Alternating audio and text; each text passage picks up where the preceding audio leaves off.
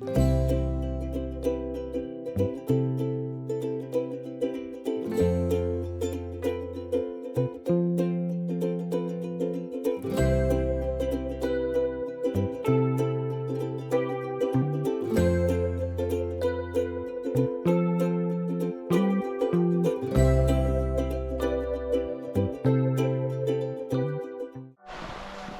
사소프티아로 간다. 돌로미티를 다녀오셨던 분들이 숨은 보석 같은 곳으로 강력 추천하였던 곳이다. 자동차로 가기엔 길이 매우 험하다고 하여 캠핑장에서 제공한 게스트카드를 이용해 대중교통으로 이동한다. 산 로렌조에서 460번과 464번 버스를 갈아타고 1시간을 조금 넘어 비르치오 주차장에 도착했다.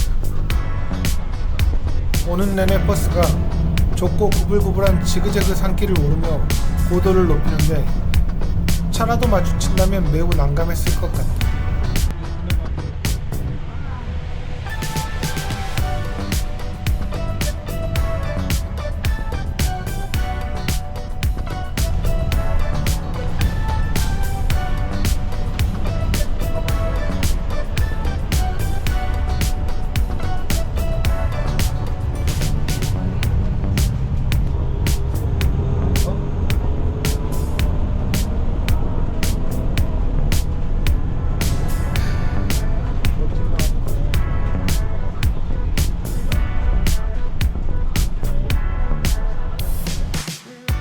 도착해보니 주말에 차가 가득 찬다는 주차장은 비오고 서늘한 날씨 탓인지 한산했다.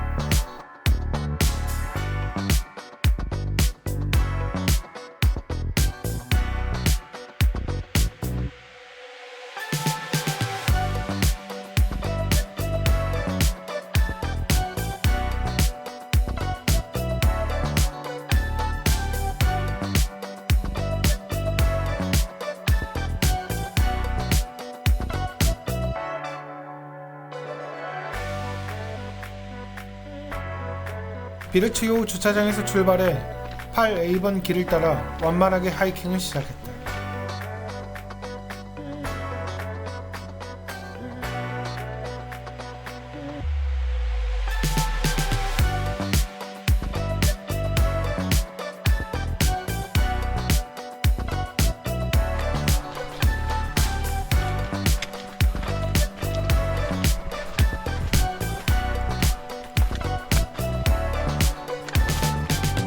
벌써 집이 있어? 호르네야 산정 분기점에서 반시계 방향으로 원형 트래킹을 시작한다.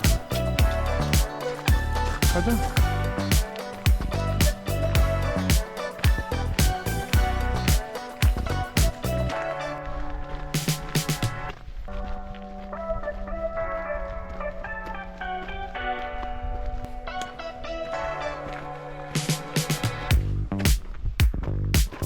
날씨가 흐린 데다 안개까지 가득해 한치 앞을 볼 수 없다.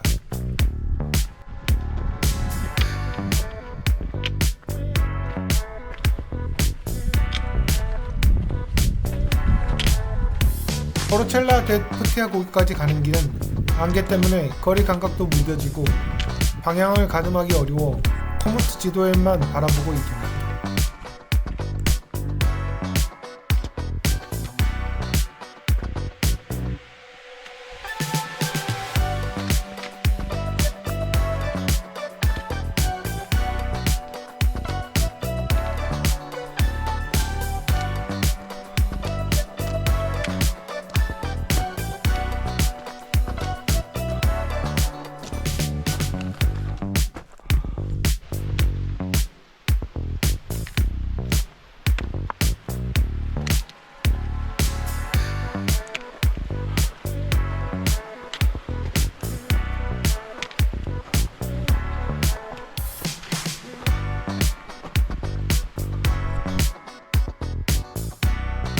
고개로 올라가는 급경사 구간은 약 250m를 수직으로 올라가야 하는데 길 안내 표시도 잘 확인해야만 보이는 바위의 빨간 점에만 의지해 급한 오르막을 올라간다.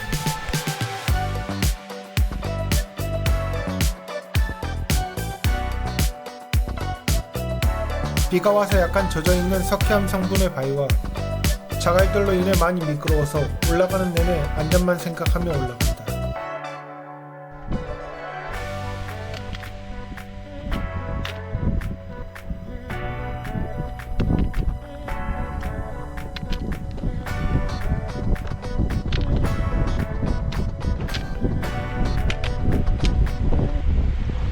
드디어 도착한 포르첼라 데 푸디아 고개에서 잠시 숨을 고르며 간식을 먹었다. 같은 길에서 땀 흘린 하이커들은 모두 친절했다. 다행히 고개에 도착할 즈음 날이 조금 나아지더니 풍경이 예사롭지 않다.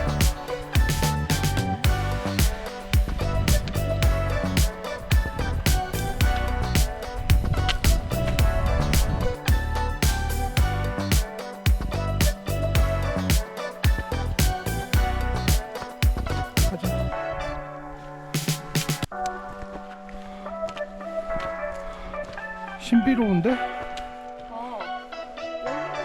잠시 쉬다가 앞서가는 하이커들을 무심코 따라 이동했는데 고개 넘어 하산길인 줄 알았던 코스가 계속 올라간다.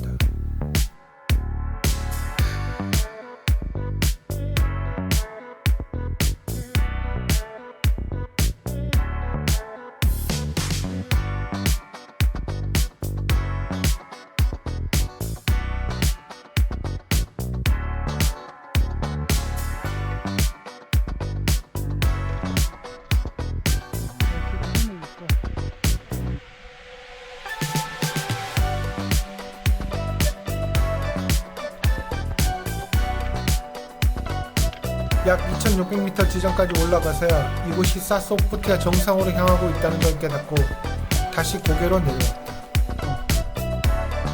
가자.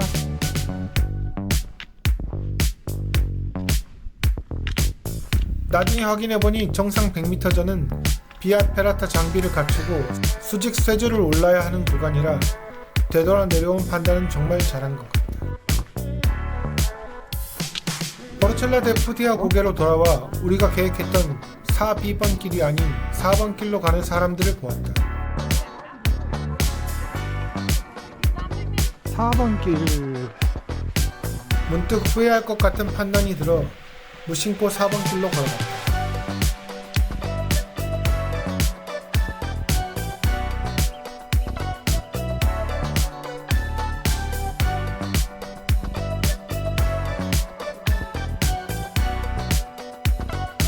이 길은 잘 알지 못했던 알타비아2 구간으로 젊은 백패커들을 많이 보았다.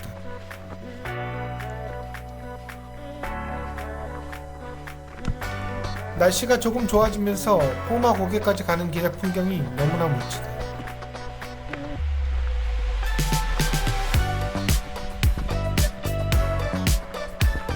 아래로 보이는 계곡의 초원도 며칠 전 다녀왔던 산타크로체도 보인다.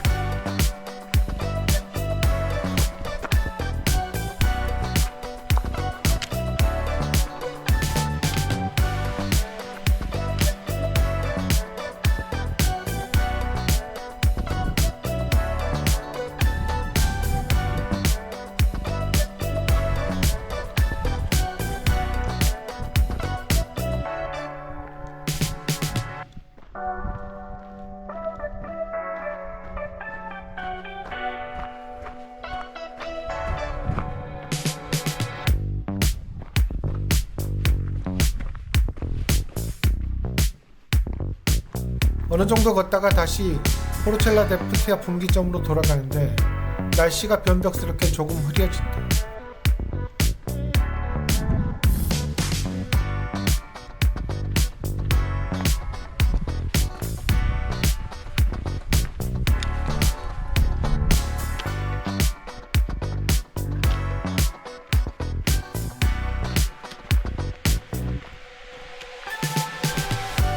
다시 분기점에서 4B병길을 따라 바치아라 산장까지 걸어간다.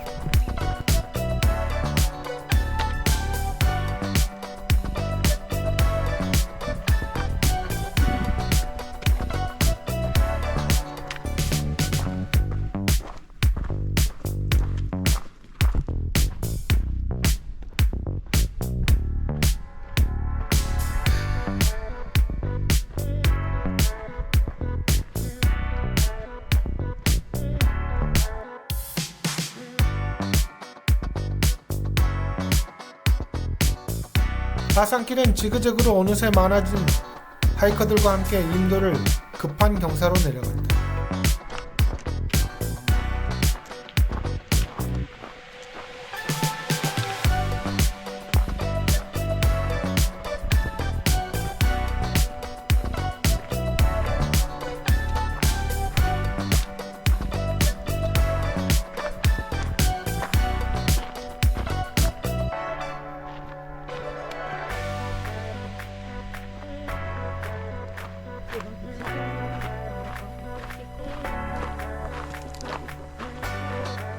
뒤돌아보니 사소프티아의 거대한 수직 암벽이 병풍처럼 압도적으로 서 있고 멀리 포르셀라 데프티아의 분기점이 보인다.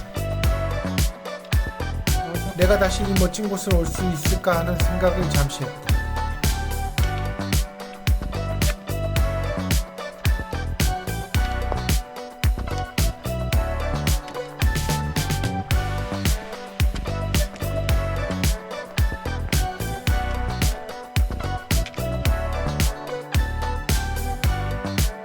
요 며칠 다녀온 곳들은 야생화 시기가 지나 아쉬웠는데 이곳은 높은 고도 때문인지 야생화가 절정이다.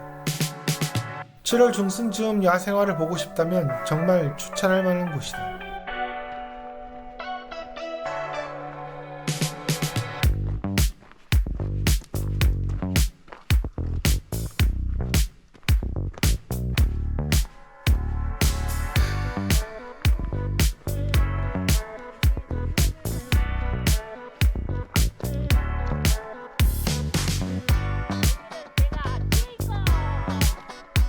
야, 미쳐버렸어.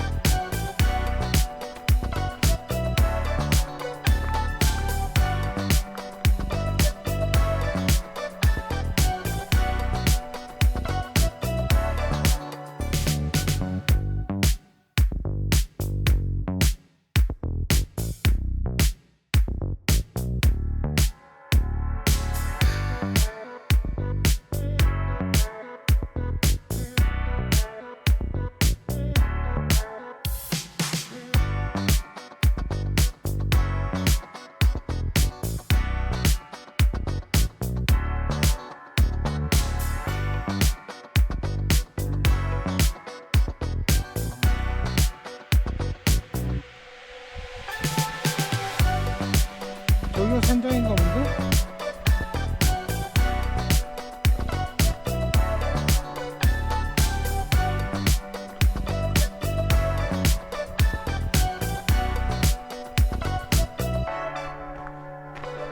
멋진 길을 걷다 도착한 바체아라 산장은 거대한 사소프티아 남벽 아래 넓게 펼쳐진 초원의 자리가 보였다. 이곳에서 잠시 쉬어가는 결정은 정말 좋았다.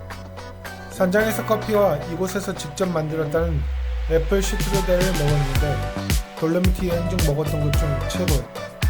강력 추천합니다.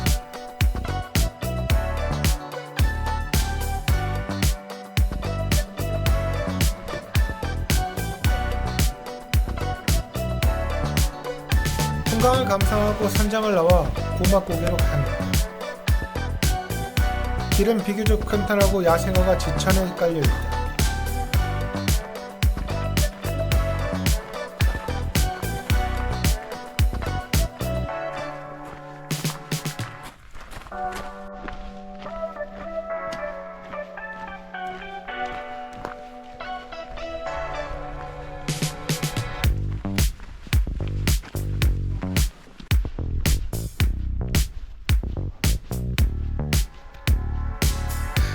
끝에 다다를 즈음 고막 고개에 도착했는데 시야가 탁 트이며 이제 메인 발바디아 구간을 계곡의 벗어나고 정글과 멀리 토판의 상품까지 눈에 듭니다. 말로 표현하기 힘든 설명이 필요 없는 곳이다. 이제 아쉬움을 두고 버스 시간에 맞춰 고마 산장까지 걸어간다. 우쭈쭈쭈 해가지고 숲과 초원이 만나는 지점에 있는 조용한 산장이지만 들리지는 않는다.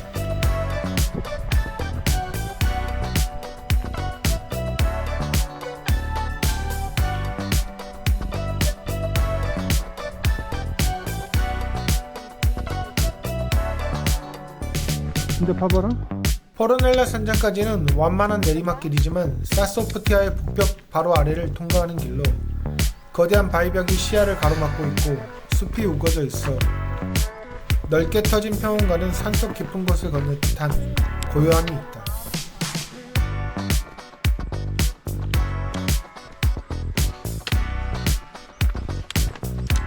걸어가는 길에선 바위에 나무 지지대를 한 것을 보았는데 사실 이 나무들은 실제로 거대한 암벽의 붕괴를 막는 공학적인 지지대 역할은 아니고 하이커들 사이에 전해 내려오는 일종의 하이킹 문화이자 위트로 첫 번째, 이 거대한 바위가 쓰러지지 않게 내가 나무 하나를 받쳐서 도와줘야지 라는 귀여운 상상력에서 시작되어 한 사람이 개어놓기 시작하면 뒤따라오는 하이커들이 하나둘씩 동참해서 만들어지거나 두 번째, 행운을 비는 의식으로 내가 이 산을 받쳐주었으니 산도 나를 지켜주겠지 라는 의미도 있고 세 번째, 알프스 전설에 등장하는 트롤이나 요정들이 비를 피할 수 있도록 집을 지어준다고 하는 말도 있으니 하이킹을 하다가 같이 동참하는 것도 좋을 듯해.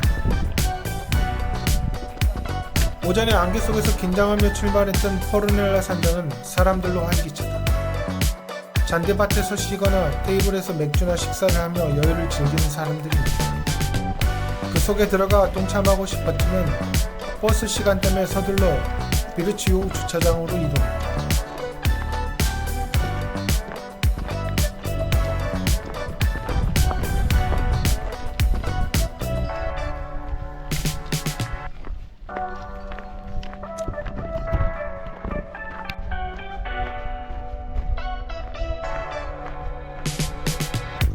하지만 결국 버스를 놓치고 말았다. 주차장에서 멀지 않은 뷰포인트에서 신발과 양말을 벗고 의자에 앉아 아내와 한참을 쉬었다.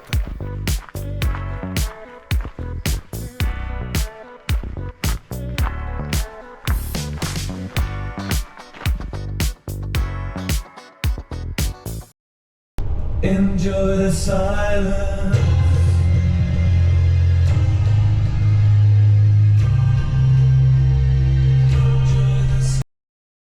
오랜 기다림 끝에 탄 464번 버스의 기사님은 낭만이 가득한 기사님이었다. 승객은 우리 부부를 포함해 3명인데 버스가 출발하면서 데페시 모드의 Enjoy the Silence를 크게 틀어주었다. 하루의 하이킹을 마무리한 후에 이처럼 낭만적인 버스라니 설명할 수 없는 감동에 몸이 전율이 흐른다는 것이 바로 이것이 아닐까 싶다. 감동이 넘쳐 도파민이 터져버린 이 하루를 절대 잊지 못할 것 같다.